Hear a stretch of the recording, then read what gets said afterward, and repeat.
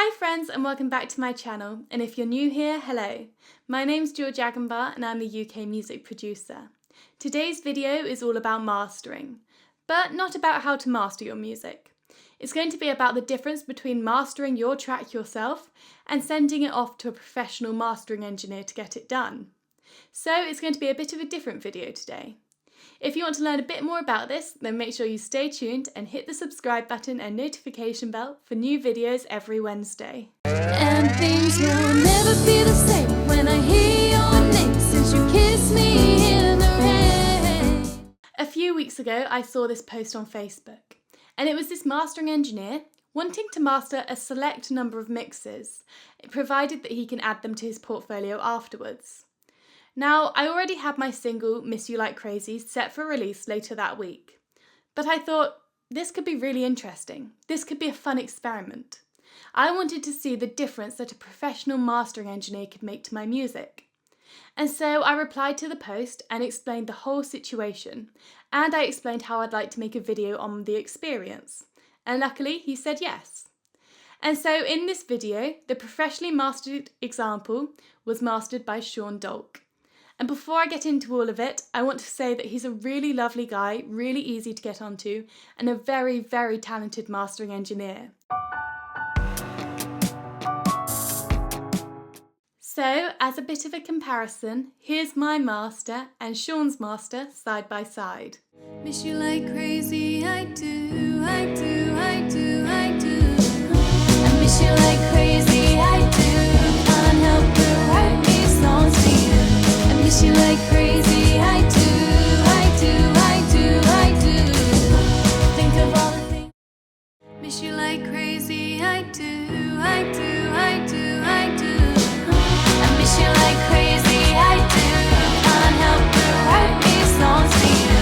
I miss you like crazy, I do, I do, I do, I do.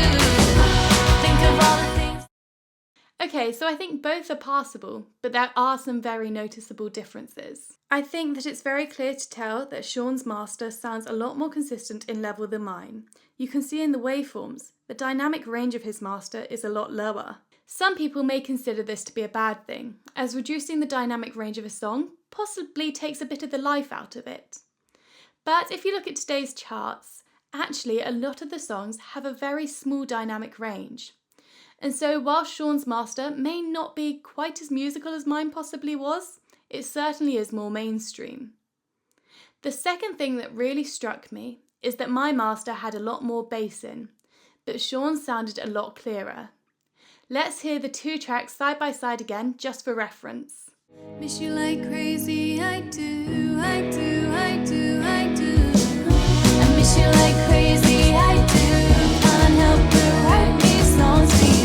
I miss you like crazy, I do, I do, I do, I do.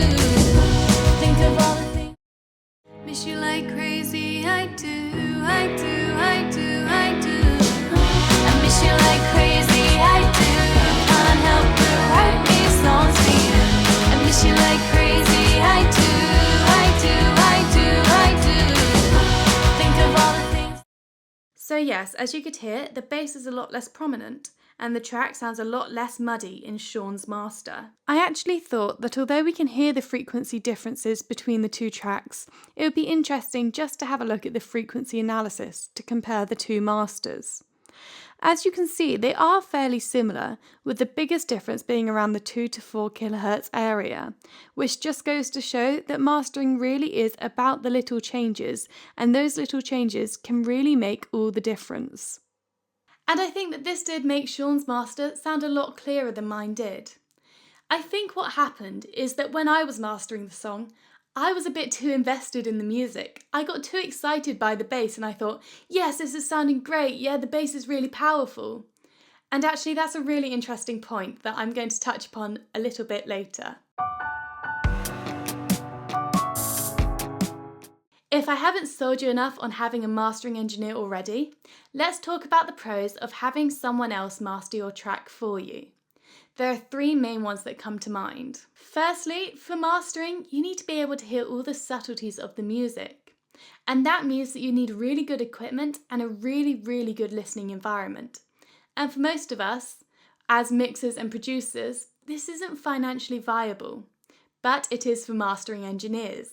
Secondly, you get another pair of ears listening to your final mix. And this is really useful, especially if your mastering engineer is someone you can trust.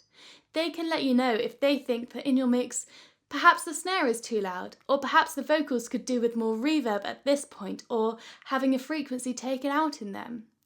And at the end of the day, if your mastering engineer helps you out with your final mix as well, your overall product is probably going to be a lot better. And thirdly, hiring someone else to master your music means that they're not as emotionally invested in the song. They have a very unbiased opinion of it. And this goes back to what I said about the problem with the bass in my master. I was excited by the bass because I was grooving to it, because I was the one that wrote it, so of course I would be invested in it. But as an external mastering engineer, Sean wasn't as invested in it. So he was able to recognise and resolve this problem.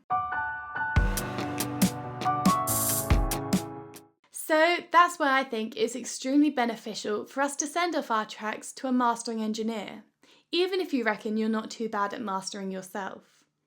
I want to say thank you again to Sean for choosing my mix to be one of the ones that he mastered. I really learnt a lot and enjoyed the whole process and this experiment. And again, I'll leave all of his details and links down in the description so you can go and check him out and possibly get in contact with him for your next song. Thank you so much for watching this video. I hope you found it useful and interesting. Let me know what you thought in the comments below and if there are any other videos you'd like to see in the future.